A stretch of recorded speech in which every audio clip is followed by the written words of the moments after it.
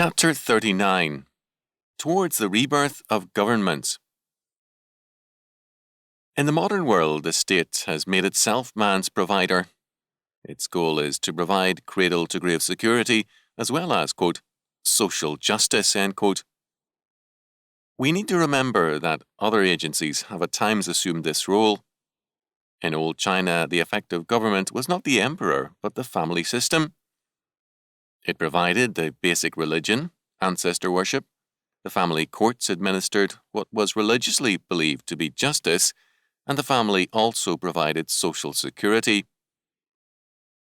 All this was accompanied by religious ideas and practices alien to biblical faith, but old China was ruled by the family system more effectively than by civil authorities. More often than not, the civil rulers impeded rather than furthered effective government. The medieval monastery was commonly a better functioning quote-unquote state than was the regional king. Descartes noted of the monastery that, quote, the ecclesiastical property had already acquired the general outlines of a little sovereign state, end quote. The monastery, usually begun on donated land, was a landed estate. The lands were often marginal and underdeveloped. Through good administration, they became richer than surrounding properties.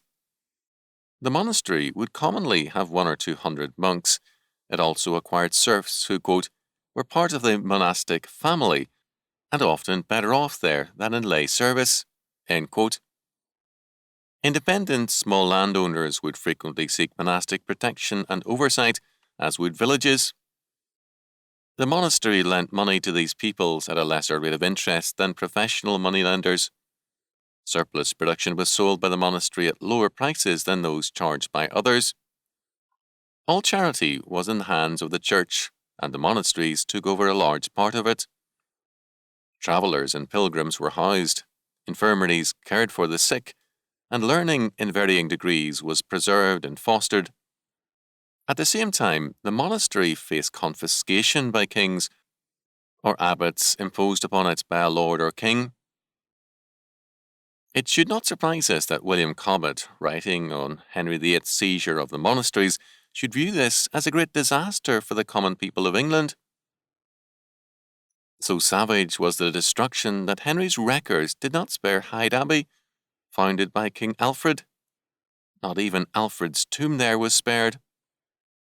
The state was determined to be man's essential government. The conflict between church and state has been a continuing one since the days of Rome. The battle has seen various rises and falls of Christian freedom, but with it all, an advance in the awareness of the implications of the struggle. On the institutional side, there have been losses. Both within the church and the state, there has been a steady growth in the power of bureaucracies. When the Avignon captivity of the papacy took place, the popes were less vocal in vetoing the policies of kings. They turned inward to control the clergy, develop a bureaucracy, and centralize power in the papacy. There was much good in this, in that universities and learning were promoted, some orders reformed, uniform practices furthered, and canon law strengthened. However, how deeply the bureaucratic mentality took hold appeared when the papacy returned to Rome. The irresponsible Urban VI was so deadly for the church, and his election so questionable, that some cardinals met to plan some kind of restraint on the Pope. They were concerned with the legitimacy of argument, and they wrote down their scholarly opinions and findings, and thereby ensured their arrest, torture, and murder. It is worthy of note that a very great improvement of the Church's administration and bureaucracy also occurred under the Borgia Pope, Alexander VI, in the latter half of the 15th century. Moral reform was lacking under Alexander, but there was a major advance in administrative controls. By the time of the Reformation, the Church was very much on the retreat in the struggles with the states. Government was shifting from the family and the Church to the state. The Protestant princes often rebelled against Rome, in part to have the freedom which the major Catholic states, as against the lesser ones, had gained. Osmond has said of the Middle Ages that they were not an era of church domination. The church was on the defensive. It was an embattled institution which, quote, won battles but lost wars, end quote. The Reformation represented a theological advance, even as the Counter-Reformation meant the revivification of a faltering and failing church. The Reformation era did give, even in the midst of increasing statism, some great opportunities for action against the previously growing departure from old Christian norms. Both, quote, tithes and alms have fallen away, end quote, Luther wrote Elector John Frederick on October the 31st, 1525. The clergy in both Protestant and Catholic circles became, in many cases, very poor. For some time, the Calvinists were almost alone in a sustained challenge to the state. In England, the Puritans revived the older position of confrontation.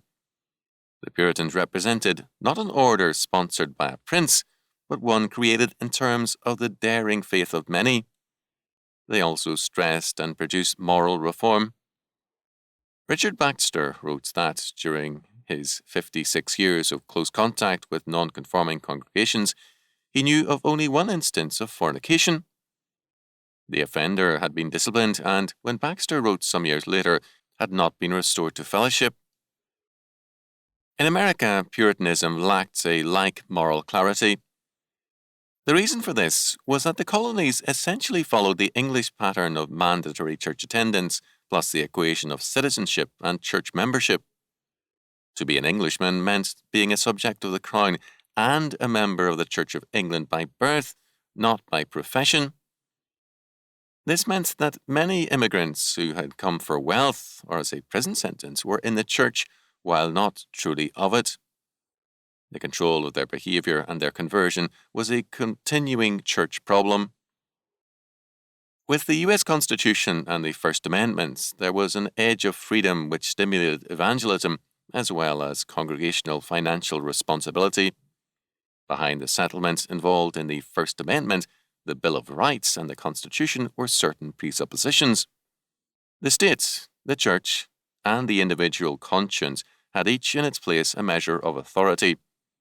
All had, however, a common superior, the triune God. These human authorities, whatever their claims, had no right to set the limits to their power, because this is God's prerogative. Since the writing of the First Amendment, the state, the church, and the individual have in varying degrees denied their common superior, the triune God. The results have been a greatly weakened church, a state playing God, and individuals whose actions neither recognize nor tolerate any superior power, let alone God. If the church does not see its authority as a transcendental one from God and not from man, and in a manner set forth in Jesus Christ, then the church is readily absorbed into the state's power. It then falls into the humanistic ecumenism displayed by Sergio Mendez Arceo, Bishop of Cuernavaca, Mexico, at the Vatican II Council. The church should be, he held, an open community inclusive of Jews and Freemasons. Since then, Bishop Arceo has become more inclusive. Amid all this decay, certain countertrends are increasingly in evidence. Only a few will be cited here. First, there is the rise of fundamentalism, with an increasingly faithful and clear-cut dedication to the faith. Christian schools, missions to the needy, to delinquent children, to criminals, and to a variety of other causes signify a return to an ancient Christian Catholicity of faith and life. Arbitration courts and like developments make it clear that fundamentalism is a governing force. Second, the intellectual foundations for the return of Christianity to government are being laid down. In this area, Chalcedon Foundation has pioneered rebuilding on ancient foundations. Third, the modern state exercises more and more power and less true government. As the state's power grows, the people's liberties and the securities of their life and property diminish. The modern state is increasingly a taxing rather than a governing power. The decay of messianic politics is steadily in evidence. In May 1984, a Democrat in Pennsylvania, asked about the presidential primary, expressed some dismay over the available candidates. As against Mondale, he said, quote, "I did end up voting for Hart in the primary just to throw a wrench into the system to see if maybe the convention would become somewhat of a stalemate and they could come up with a savior. Unfortunately, I think I'm looking for the ideal person, and I'm sure he doesn't exist." End quote. In 1932, Americans elected Franklin Delano Roosevelt as president in a campaign in which Roosevelt and the Democrats ran with a plain-spoken slogan, quote, "Throw the spenders out," end quote. They then instituted the most massive spending career in American history to that date. Subsequent administrations have been as faithful to their promises, usually. The state is sick and dying. Government needs to be reborn. This can only happen as men govern themselves and their spheres under God, as, step by step, they take government back from the state and restore to man his responsibility and freedom to be, in every sphere of life, a participating and governing power. Earlier, we pointed out that in most countries today, the problem is no longer one of church and state in the classical sense, that is, a single church versus a single state. There are now a multiplicity of churches, and the result has been good for Christianity. It must be added that the need is now for the development, and in some areas, redevelopment of a multiplicity of governmental agencies and institutions. Nothing is more dangerous or more deadly to government than to restrict it to the state. The state taxes to govern, and taxation becomes its major instrument of power and control. After a certain point, sound government decreases as taxes increase because the state's central and unspoken goal becomes the growth of its controls, regulations, jurisdiction, and power. The average man today pays taxes on a scale unknown in the medieval era and prior to this century, except, as Knowles has pointed out, by those in the medieval era who were in the hands of usurers. The victims of the usurer had their debts to blame for their predicament, not the state. The state has used its powers over the centuries to compel many things outside the legitimate province of civil government. Our concern is the compulsion to be a part or member of a particular church. The same power has often been used against Christianity or the church, and sometimes against both. Thus, in England, under King William Rufus, converts were forced back into Judaism. This was done at the instigation and the pay of influential Jews, and William Rufus himself threatened to become a Jew. Such a use of the state was commonplace over the centuries. Thus, as Burckhardt noted, in Persia under Shupar II, AD 310 to 382, the Jews, who were very influential in Persia, took part in a great persecution and killing of Christians.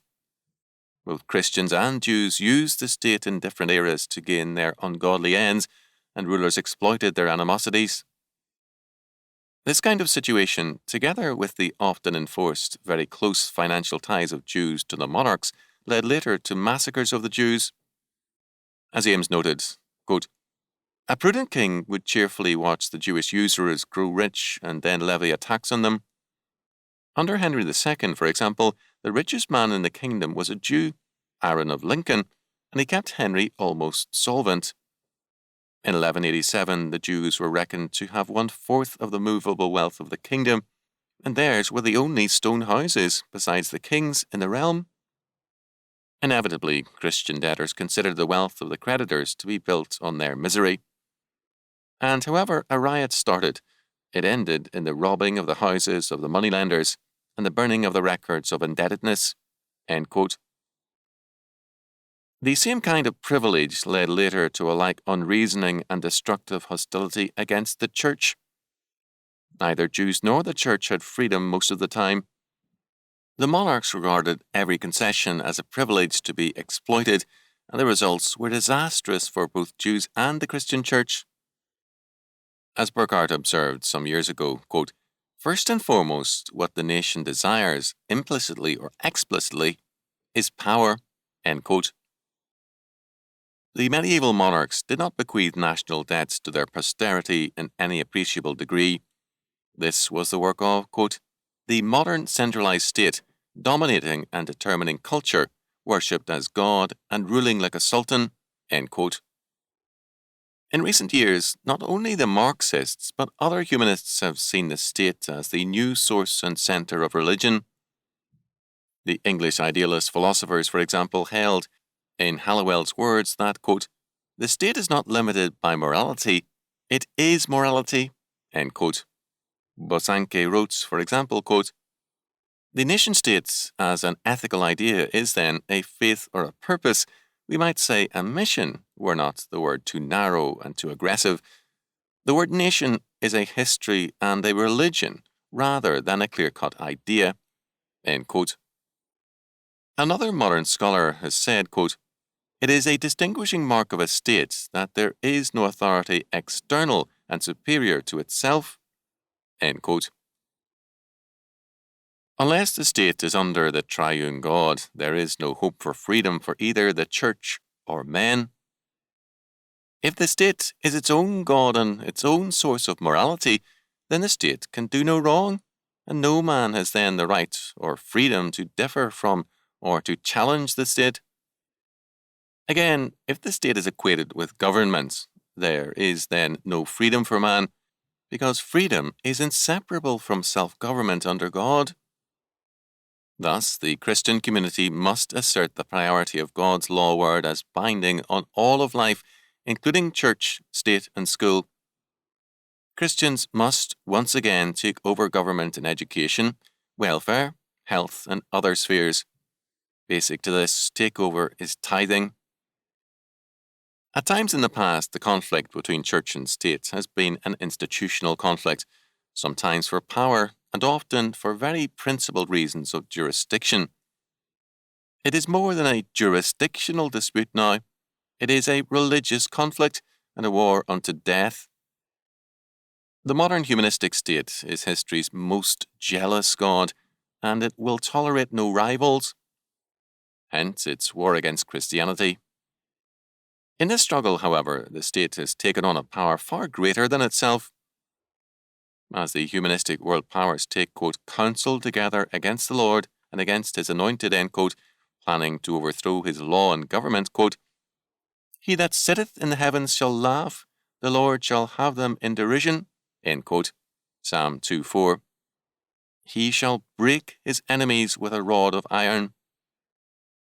Quote, be wise now therefore, O ye kings, be instructed, ye judges of the earth. Serve the Lord with fear and rejoice with trembling. Kiss the Son lest he be angry, and ye perish from the way when his wrath is kindled but a little. Blessed are all they that put their trust in him. Psalm 2:10-12.